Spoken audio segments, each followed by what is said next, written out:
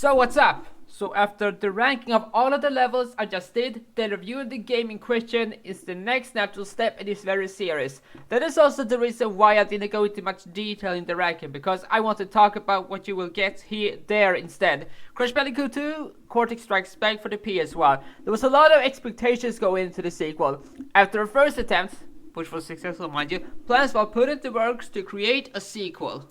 This one began production in 1996 and was always meant to be released on the PS1 only. It was given a budget of $2 million and was meant to improve upon everything the OG had. Its main inspiration was the new 3D platformers at the time like Mario 64 and Jumping Flash amongst more. It was highly ambitious. You see, one of the best things Game 1 did was being the first one. It was flawed in a lot of ways and at the same time meant things you can only go up. In other words, the game was taught to crawl so the sequel could walk, and that's exactly what happened. It became really successful and was the best platformer to get for Christmas. You see, from these first few seconds it amps up the ante from last time with an actual understandable cutscene, which sets up everything perfectly.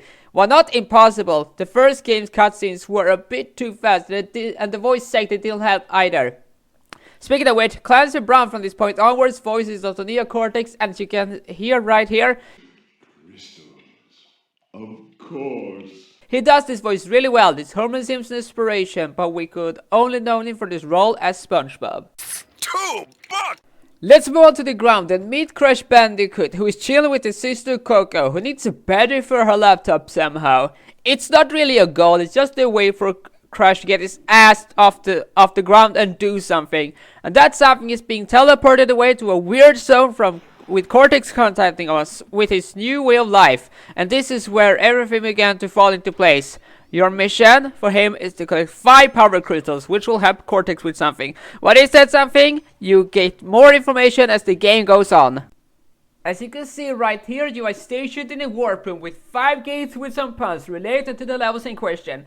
Every single level starts you off in this chamber right here. Thus means you can guess the level thing before you go out. And this is one of the differences from the first game. Instead of you traveling on a set path on a 3D map, you are instead going through inconsistent things with less connection than before, to an extent. Some levels have connections while some of them don't. Each warp room has specific themes and the save station, which I think is really cool. The themes are Jungle World, Ice World, Sewer World, Mining World, Space World, and my personal favorite being the Mining World.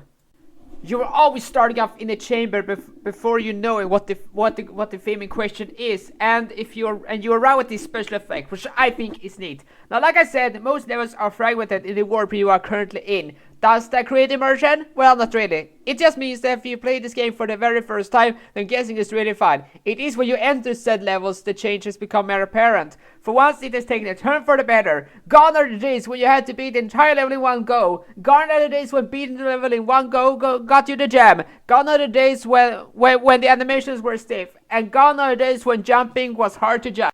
It has done all of the changes necessary to make it feel like a true sequel, not a rehash. It's made on a completely new engine, which could give Crash over 9,000 animations on that engine alone. Sounds like an improvement, right? Well, if it is, then give yourself a pat on the back, you figured it out. A heads-up display have also had an upgrade, with a counter in the middle, with a box counter, thus making boxes a bigger part of the game, or at least with a more hands-on approach.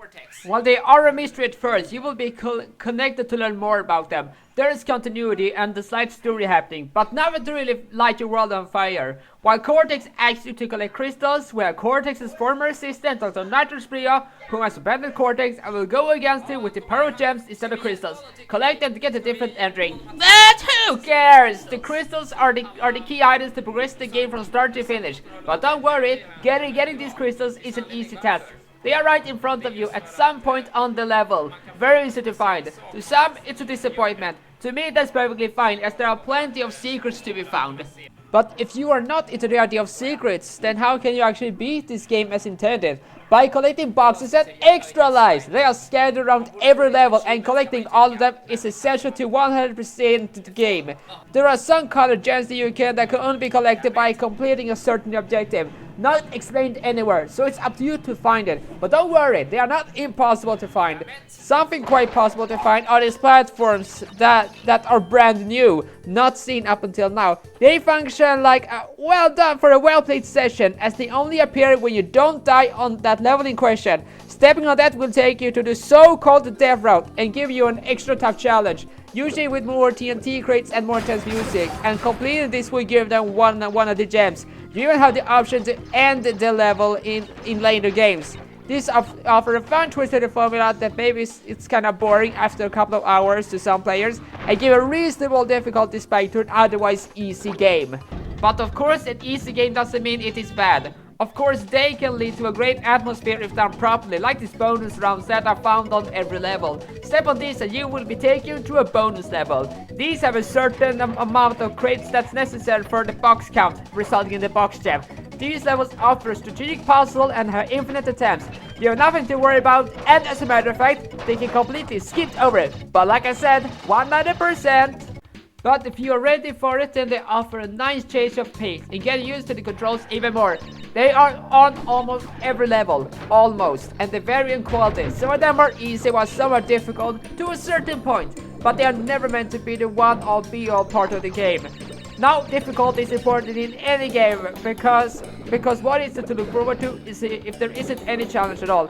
I don't mean that difficulty makes a game better. I mean, there are many games out there that suffer because of being too difficult for regular gamers, and there are some that people stop playing because of boredom. But of course, some of the best difficult games are the ones that can increase difficulty gradually, introducing different mechanics to the player. That can be said about easy games. Just having a flat curve can be an advantage if the game was built that way, and if done right, it can be better than the rest. It's all about execution. But why did I went into such a long and drawn out way to say difficulty is important? Because it's time to talk about the bosses! After getting all 5 crystals, the platform to the boss fight will open up. Since this is a sequel, there is bound to be some new faces, right? Well, there is. Meet the bosses. We have 3 new bosses and 1 returned from game 1. What are these faces then? Well... Ripperoo loves the spa, wears a top hat, and is the most intelligent of every animal boss. His fight is kind of easy. It's simply a game of persistence and anticipation. Why did I say he's the most intelligent? Because how can he create explosives with his tail? He just doesn't create 1, he creates 2 TNT and nitro crates. His method of attacking the player is about placing these as tokens on the floor, and when they are stuck, he will jump on them, thus setting them off. Attack him and repeat this sequence 2 more times.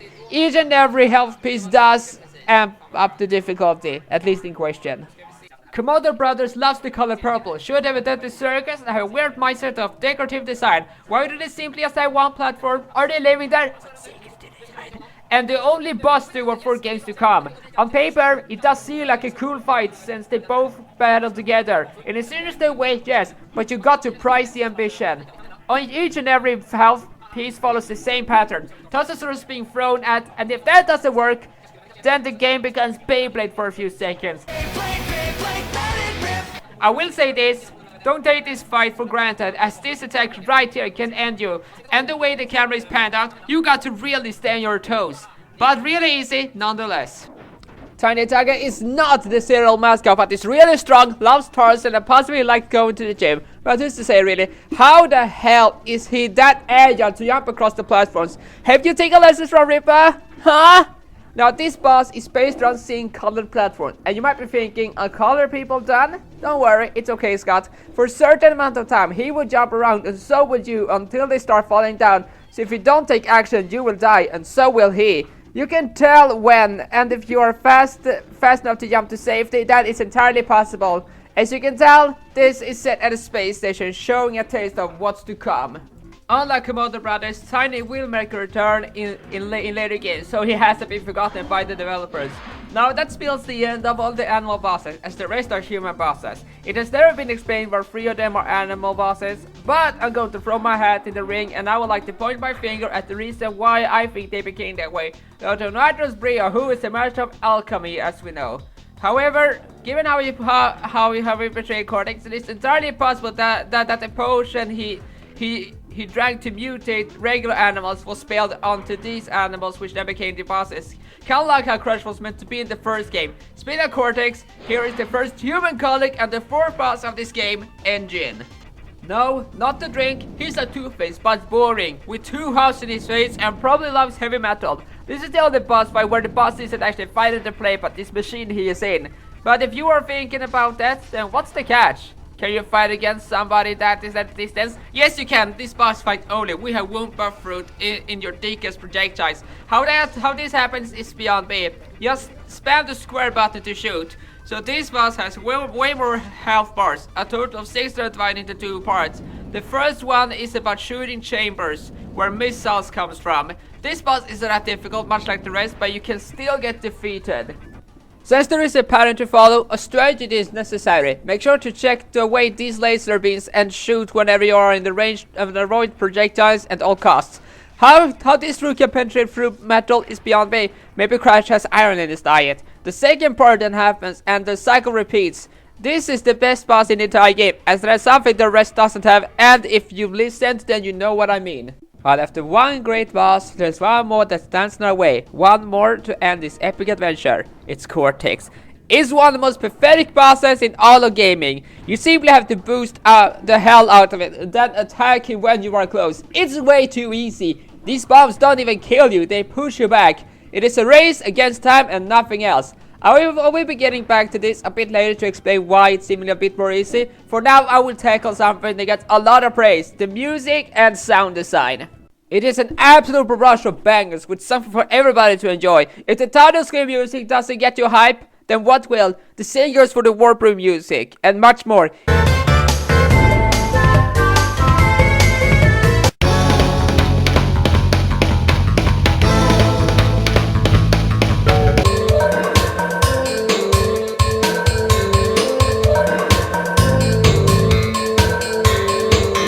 If you actually analyze this music, then you will realize every song follows the same tempo at 153 beats per minute or BPM. This isn't anything new, as plenty of soundtracks have the same tempo, but if they are arranged well enough, they can't help sell copies. It was all written by Josh Mansell, who is known for more than just the composing of this game. He composes music for movies, TV shows, and video games. He's like the Jeremy Soule of upbeat songs in video games. It uses a lot of drums and bass as well as many others to fit the mood really well. If you want to make an emergency sound appetizing, then be my guest. Remember how I said Cortex is really easy? If I'm going to be honest, it could be because of what happens after you beat him, and that is really where the game shines, the post-game. This is where you go bananas. Now it's up to you to get the real ending. It turns out you have a lot to do. Collect all gems and complete everything in its entirety to fully beat the game. Sadly, I would not do that. I started capturing footage when I planned my series, and because I wanted to get this video out for this very date,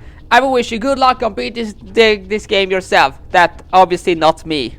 So after everything said and done, I bet you know what I think of this game. I really enjoy it. It actually took some time to fully do so, since I have suffered a lot playing this game in the past. It really does everything it sets out to do really well. Now thankfully it's sold over 5 million copies, becoming a classic that stands the test of time. Crash had big success on the PlayStation going forward, with 3 successful follow-ups and as much as we've seen in the past. Some things just don't last forever, and that was the case for a while. A mediocre PS2 release and a few failed concepts later meant the Crash Bandicoot was without a game for a decade. That all changed with the release of the Insane Trilogy in 2017, remaster of all classic games and a proper sequel, Crash Bandicoot 4. It's about time. It really seemed like he was back in action, ready to challenge Mario once. But if that happens, it's uncertain. After everything said and done, there's plenty of Crash stuff to check out, and if I may do another Crash Bandicoot video, but who knows? For now, bye bye.